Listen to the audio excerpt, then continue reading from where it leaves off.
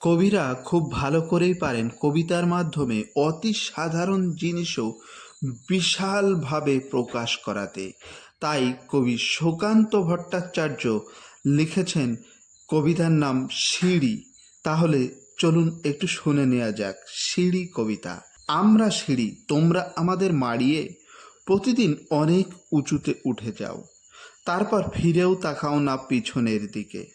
তোমাদের পদধূলি ধন্য আমাদের বুক, পদাঘাত ক্ষতবিক্ষত হয়ে যায় প্রতিদিন।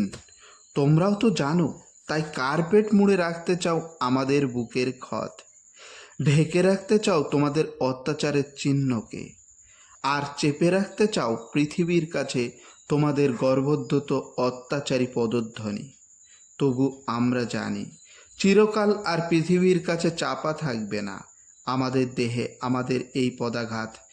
আর সম্রাট হুমায়ুনের মতো একদিন তোমাদেরও হতে পারে পদস্খলন।